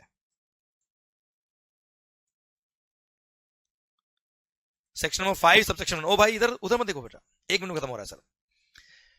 IGST एक्ट इंटरस्टेट सप्लाई पे क्या लगता है भाई? IGST का सेक्शन नंबर 5 सब सेक्शन 1 क्या कहेगा? IGST shall be levied on interstate supply of what except दारू, है ना, at the rate notified by the government on the recommendation of the GST council, but not more than 40%, है ना। IGST बेटा CGST plus SGST 40% होगा बेटा। Clear? And it shall be payable by a taxable person। खत्म। एक proviso और दे रखा है पे, और प्रोवाइजो में बोला क्या? अगर कोई गुड्स आप इंपोर्ट करते हो, क्या करते हो बेटा? गुड्स इंपोर्ट करते हो तो जब कस्टम लगता है ना बेटा उस पे साथ में आईजीएसटी भी लगेगा बेटा, ठीक है। और वो पॉइंट में पढ़ाऊंगा कस्टम पढ़ते हुए बेटा आपको, ओके बच्चों। पर एक गुड्स ऐसा है बच्चों जिसके इंपोर्ट पर कस्टम्स नहीं लगेगा पर आईजीएसटी लगेगा, और वो गुड्स इस बार गवर्नमेंट नोटिफाई कर दिया, ऑनलाइन मनी गेमिंग। जंगली रमी पे आओ ना महाराज सरकार। सर आपने ऑनलाइन जो ये गेमिंग एप्लीकेशंस देखी होगी, जैसे रमी सर्कल हो गया, तीन पत्ती हो गया, याद आ रहा होगा। हाँ हाँ सर आपको कैसे पता, अरे सब पता है भाई साहब। सर पॉइंट ये है कि गवर्नमेंट ने बोल दिया कि sir for the purpose of GST, हम आगे पढ़ेंगे डिटेल में पढ़ेंगे इस पॉइंट को, इस टॉपिक को। सर एक्शनेबल क्लेम्स गुड्स की डेफिनेशन में आते हैं अंडर जीएसटी, क्लियर। और एक्शनेबल क्लेम में ऑनलाइन मनी गेमिंग भी आता है। तो सर अगर आपने online money gaming out of India से इंडिया में इंपोर्ट किया, मतलब वेबसाइट थी आउट ऑफ इंडिया की और इंडिया वाले यहां बैठ के जुआ खेल रहे हैं, ऑनलाइन मनी गेमिंग खेल रहे हैं साहब, तो एक तरह से for the purpose of GST वो इंपोर्ट ऑफ गुड्स हो गया बेटा एक तरह से, क्योंकि वो गुड्स की डेफिनेशन में आता है और उस पर आईजीएसटी लगेगा। पर for the purpose of customs act actually तो गुड्स नहीं ना यार, इसलिए कस्टम नहीं लगता। इसलिए यहां पर गवर्नमेंट ने क्या किया, सेक्शन नंबर 5 सबसेक्शन 1 के प्रोवाइजो में लिखा इंपोर्ट ऑफ गुड्स पे कस्टम लगेगा और कस्टम के साथ में आईजीएसटी लगेगा, पर एक्सेप्ट वो गुड्स जो गवर्नमेंट नोटिफाई कर दे on the recommendation of the GST council. और नोटिफाई कर दिया एक गुड्स को, उस गुड्स का नाम क्या है, ऑनलाइन मनी गेमिंग। तो सर आपने आउट ऑफ इंडिया की किसी वेबसाइट से ऑनलाइन मनी गेमिंग गेम खेला है साहब, तो ऐसे केस में उस पर जो आपने पैसा लगाया उस पर आईजीएसटी लगेगा पर कस्टम्स नहीं लगेगा, क्लियर डन। मैंने आपको बुक के अंदर भी ये दे दिया आपको पॉइंट, पर हाँ आपको पॉइंट समझ में आया बेटा ये। तो कुल मिला के अच्छा, डोमेस्टिक मार्केट की इंडिया की वेबसाइट से अगर आपने ऑनलाइन मनी गेमिंग खेला है तो उस पर जीएसटी है ही है, वो हम आगे जाके पढ़ने वाले हैं बेटा, क्लियर। ये तो क्या इंपोर्ट ऑफ गुड्स के बारे में बात है, वहां पे एक प्रोवाइजो करके बोला कि हाँ इंपोर्ट ऑफ गुड्स पे कस्टम के साथ में आईजीएसटी लगेगा, कस्टम के हिसाब से लगेगा, पर यहां पे एक एक्सेप्शन डाला था किसको, ऑनलाइन मनी गेमिंग को। और तो सर इसलिए मैंने आपको यहां बीच में पढ़ाया इसको। और ऑनलाइन मनी गेमिंग के केस में ये बोल दिया क्लियरली कि कस्टम नहीं लगेगा पर आईजीएसटी जरूर लगेगा अगर आउट ऑफ इंडिया की वेबसाइट से आपने ये गेम खेले है तो। और बच्चों मैं आपको बुक के अंदर भी दिखा देता हूं कि कहां इस तरह से गवर्नमेंट ने अमेंडमेंट किया है। देखो सिंपल सा पॉइंट है सरकार, ये रहा मालिक sir IGST act section number 5, ये है direct portion levy and collection of tax section number 5 sub section 1, उसका है प्रोवाइजो हम पढ़ रहे हैं। यहां पे गवर्नमेंट ने ऐड कर दिया other than the goods as may be notified by the government on the recommendation of the GST council. तो जो गुड्स गवर्नमेंट नोटिफाई कर देगा on the recommendation of the GST council उन पे ये प्रोवाइजो नहीं लगेगा। और ये पावर यूज करके गवर्नमेंट ने नोटिफाई कर दिया किसको, ऑनलाइन मनी गेमिंग को। तो ऑनलाइन मनी गेमिंग एक्चुअली अपने को लगता है सर्विस है, पर वो for the purpose of GST goods है, क्लियर। ये गुड्स ऐसा नोटिफाई किया जिसके इंपोर्ट पर कस्टम नहीं लगेगा, जिसके इंपोर्ट पर ये प्रोवाइजो सेक्शन नंबर 5 सबसेक्शन 1 का प्रोवाइजो नहीं लगेगा सर। पर देखो customs duties shall not be levied on import of online money gaming, but IGST will be levied on import of online money gaming as per the provisions of section number 5 subsection 1 of the IGST act, clear. तो sir online money gaming पर आपको IGST जरूर लगेगा अगर आपने out of India की website से खेला है तो बेटा, ठीक है। और उस पर कस्टम नहीं लगेगा, पर हाँ डोमेस्टिक मार्केट की वेबसाइट से अगर आपने खेला होगा तो कोई तकलीफ वाली बात नहीं है। ऐसे केस में जो नॉर्मल जीएसटी लगता है वो लगेगा as per section number 9, okay बच्चों, क्लियर डन। ये था आपका सेक्शन नंबर 5 सबसेक्शन 1, ठीक। सेक्शन नंबर 5.2 बोलता है क्या, वो 5 गुड्स पेट्रोलियम गुड्स, इस पे जीएसटी नहीं लेवी होता है बेटा। सर 5.3 बोलता है क्या, रिवर्स चार्ज मैकेनिज्म, वही नोटिफाइड गुड्स और सर्विस बहुत बेटा। वो डॉन के केस में कौन लायबल है, बताता रहा हूं कौन लायबल है सर। सेक्शन 9.4 याद है बिल्डर, और 5.4 बिल्डर के केस में बेटा, हाँ है ना भाई। और 5.4 क्या है, ओला उबर वगैरह बच्चों, यस या नो। बस सीजीएसटी एक्ट में इंटरस्टेट लिखा है, हाँ इंटरस्टेट लिखा है, बाकी प्रोविजंस एब्सोल्युटली सेम। ये था section number 5 of the IGST act. समझ में आ रहा कि नहीं आ रहा सर, पक्का बच्चों, डन। यार एक चीज बताओ सर, इंट्रा स्टेट हो या इंटर स्टेट हो, सीजीएसटी एसजीएसटी हो या आईजीएसटी हो, ये जीएसटी लेवी कब होता है, आवाज आ रही है, जीएसटी लेवी कब होता है सर। देखो आईजीएसटी एक्ट में बोला था क्या, IGST will be levied on interstate supply, CGST and SGST या UTGST will be levied on intra state supply. मतलब इंट्रा हो या इंटर हो, सी हो एस हो या आई हो, लेवी कब होगा sir. What is a taxable event under GST, What do you mean by supply? Sir, the term supply is defined in section number 7 of the CGST Act. Section number 7 of the CGST act में define किया क्या? Definition of supply.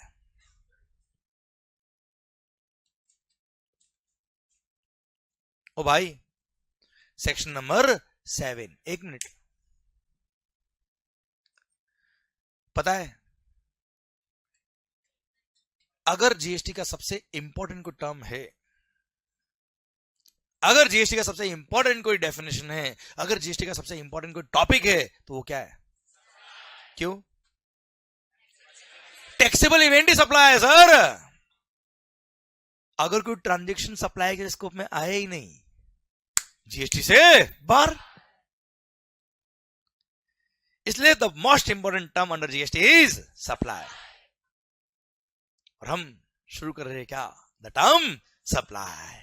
Section number 7 sub section number 1. पता क्या कहता है बेटा?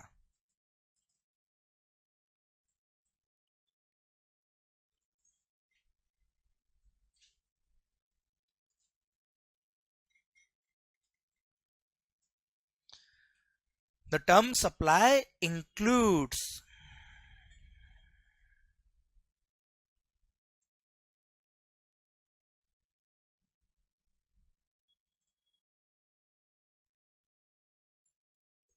फिर section number 7 subsection 1A आएगा. फिर सेक्शन नंबर 7 सबसेक्शन 2 आएगा, उसमें क्लोज नंबर A और क्लोज नंबर B आएगा. फिर सबसेक्शन नंबर 3 आएगा, उसमें क्लोज नंबर A और क्लोज नंबर B आएगा. फिर जाके क्या आएगा? Full stop. ओके, ये स्ट्रक्चर बताया है कि कहां पे क्या है साहब. सर सर सर अभी आराम शिद्दत से प्यार मोहब्बत से बात करेंगे, मस्त हो गए sir. Sir section number 7 subsection 1 में क्या लिखा है sir? Supply includes A, AA, B and C. फिर सबसेक्शन 1A आ गया, फिर सबसेक्शन 2 आया, उसमें क्लोज नंबर A और B. फिर सबसेक्शन 3 आया, उसमें क्लोज A और B. हटाओ. ओके, अभी तो मैं बात कर रहा हूं क्या? सेक्शन नंबर 7 सबसेक्शन 1 की. एक minute sir. The term supply includes A, AA, B, C.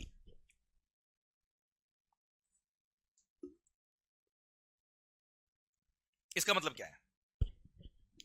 इसका मतलब क्या है sir? A, B, C, D में क्या लिखा है? पढ़ लेंगे बाद में हम. Supply includes A, AA, B, C. हाँ जी, इसका मतलब क्या है? ये इंक्लूसिव डेफिनेशन है. हाँ, और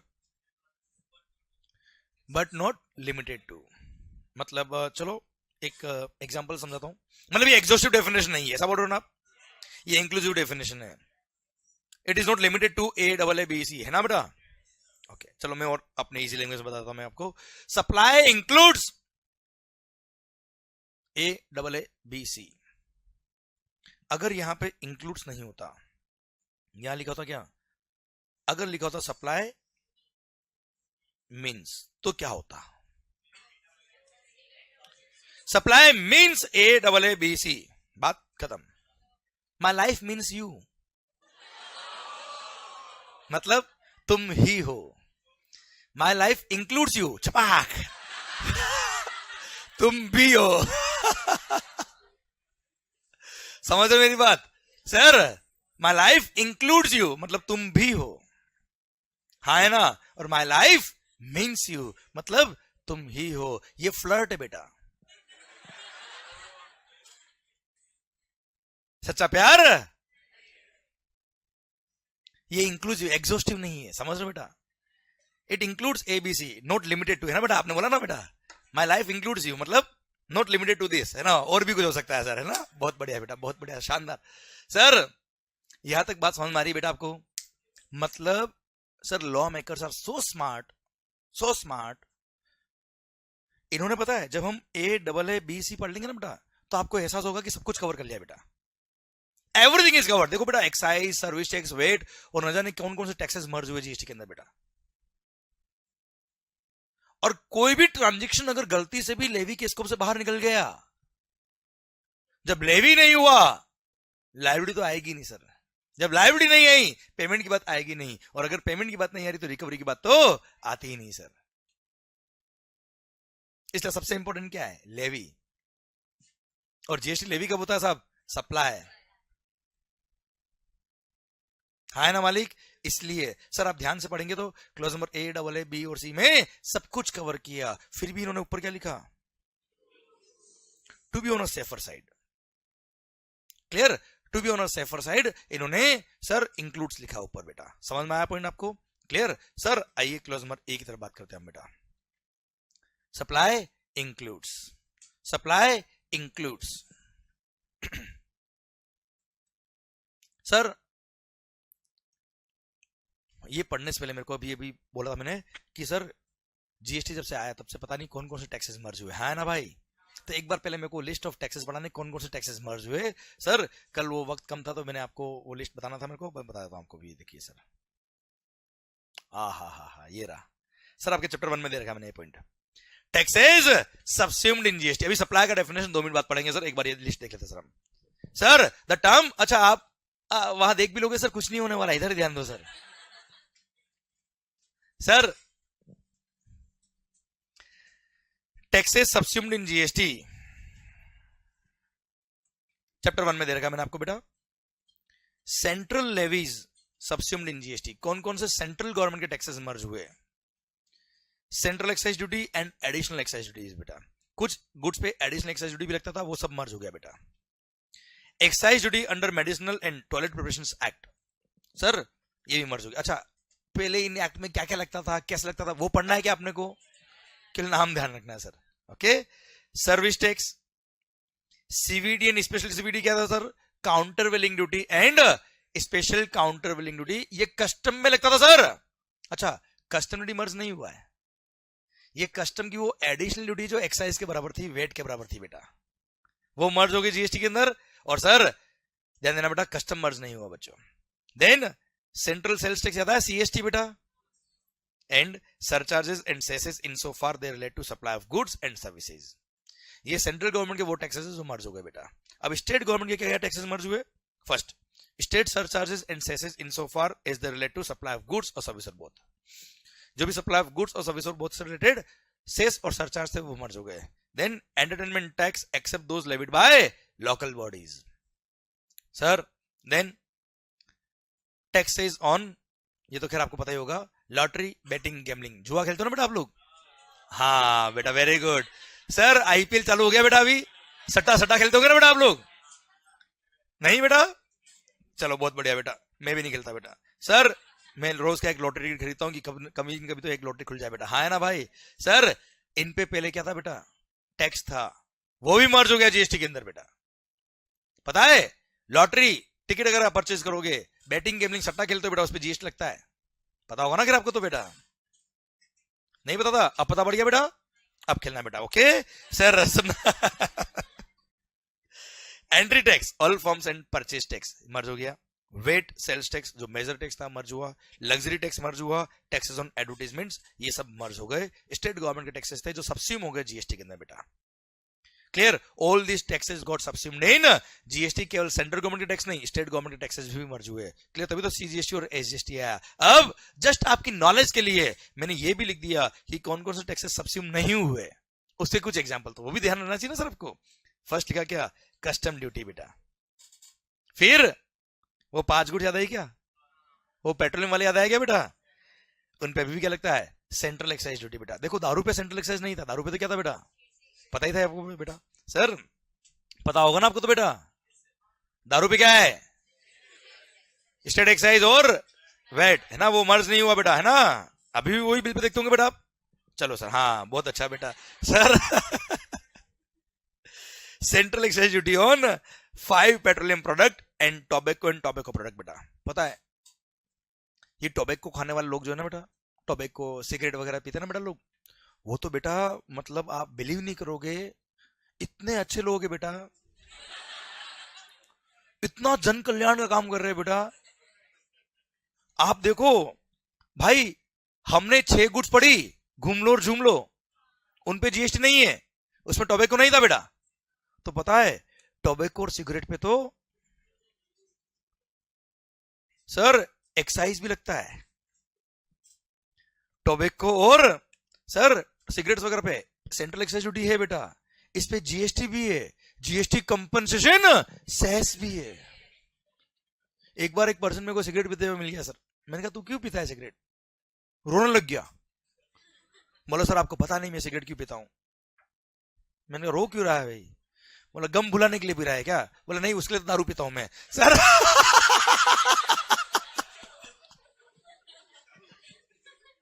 मैंने कहा फिर सिगरेट क्यों पी रहा है। साहब देश के लिए फंड कलेक्ट कर रहा हूं सर। मैं सिगरेट पीता हूं उस पर एक्साइज लगता है, मैं सिगरेट पीता हूं उस पर जीएसटी लगता है, मैं सिगरेट पीता हूं उससे जीएसटी कंपनसेशन सेस कलेक्ट होता है। मैंने कहा तेरे पैर कहाँ है सर। उसका उल्टे कर भाग जाए ऐसे। समझ रहे मेरी बात सर। हैवी टैक्सेस इन पे हाँ है ना, पता होगा ना फिर आपको तो सर। नहीं सर अच्छा हाँ सर वेरी गुड, अभी समझ में आया बेटा। आइए सर स्टेट लेवीज जो सब्सिडी नहीं हुई जीएसटी में, again sir state excise duty on alcohol liquor for human consumption, opium, Indian hemp, other narcotic drugs and narcotics. हाँ है ना भाई, याद है बेटा। Sir sales tax on 5 petroleum product, वो 5 गुड्स ज्यादा है पेट्रोल वाली बेटा, and alcohol liquor for human consumption पे central excise sir state excise भी है और स्टेट सेल्स टैक्स भी बेटा इस पे। हाँ है ना भाई। Profession tax, electricity duty, stamp duty, toll tax, road and passenger tax ये मर्ज नहीं हुए, which are revenue of the state government, still they are revenue of the state government only बेटा। हाँ है ना भाई, क्लियर बच्चों 100%। अच्छा कभी कभी क्या होता बेटा, बहुत रेयरली एक माँ का एमसीक्यू पूछ लिया कि टोबैको पे कौन कौन से टैक्सेस एप्लीकेबल है, दारू पे कौन कौन से टैक्स एप्लीकेबल है, है ना, तो कभी कभी ट्राई कर लिया करो बेटा। सर यहां तक समझे आप, अरे ये प्रोविजन ट्राई कर लिया करो, पढ़ लिया करो ढंग से, समझे आप। चलिए सर ऐसी कोई चीज नहीं यूज करनी जिससे हम अपना होश खो दे बेटा। हाँ है ना सर, दुनिया सर इसलिए जी रहे क्या हम अपना होश खोने के लिए सर। सर वो काम आपको करना चाहिए जिससे आप पूरा अपने कंट्रोल में रहे। हाँ है ना भाई, ऐसा बोलने से थोड़ा अच्छा लगता है बेटा। ओके सर ये टैक्सेस कौन कौन सब्सिडी में समझ में आया बेटा आपको पॉइंट, मतलब तंबाकू पर, टॉबैको पे सर सेंट्रल एक्साइज ड्यूटी है बेटा, जीएसटी और जीएसटी कंपनसेशन सेस है, दारू पर स्टेट एक्साइज है, वेट सेल्स टैक्स है बेटा। हाँ है ना भाई, क्लियर पक्का ठीक सर। तो ओके सर ये टैक्सेस कौन कौन सब्सिडी में वो हमने बात कर ली। आओ बच्चों सर हम बात करते क्या, सप्लाई, द टर्म सप्लाई। अब देखो बेटा सर इतने सारे टैक्सेस सब्सिडी में जीएसटी में, समझना ये मैंने क्यों पढ़ाया बीच में आपको, इतने सारे टैक्सेस सब्सिडी में जीएसटी में, और कोई भी ट्रांजेक्शन अगर सप्लाई के स्कोप से बाहर निकल जाए तो गवर्नमेंट को लॉस हो जाएगा ना रेवेन्यू को यार, इसलिए सप्लाई इंक्लूड्स लिखा। इतने सारे टैक्सेस सब्सिडी में जीएसटी के अंदर, और कोई भी सर रेवेन्यू गवर्नमेंट का लूज नहीं होना चाहिए सर। टैक्सेस मर्ज किए सर, टैक्सेस खत्म नहीं किए गवर्नमेंट ने। ऐसा नहीं जीएसटी आ रहा तो ठीक है इस पर टैक्स मत लगाओ, ऐसा नहीं है। टैक्सेस मर्ज हुए सब्सिडी हुए जीएसटी के अंदर, सो दैट सिंप्लीफाइड टैक्स बन पाए हिंदुस्तान के अंदर। पर सर इसका मतलब ये नहीं था कि रेवेन्यू लॉस करना है, इसलिए गवर्नमेंट ने सप्लाई का डेफिनेशन बनाते वक्त बहुत ही ध्यान रखा है और शिद्दत के साथ इन्होंने clause number A, double A, B और सी ड्राफ्ट किया है, सो दैट कोई भी ट्रांजेक्शन सप्लाई के स्कोप से बाहर नहीं निकल पाए और सब कुछ सप्लाई इंक्लूड्स में कवर हो पाए बेटा। और फिर भी अगर नहीं आए तो भी सप्लाई इंक्लूड्स लिखा ही ऊपर बेटा। हाँ है ना, अब सप्लाई इंक्लूड्स में क्या लिखा है, clause number A, double A, B और सी में क्या लिखा है, ये हम पढ़ लेंगे ब्रेक के बाद। माहौल सर।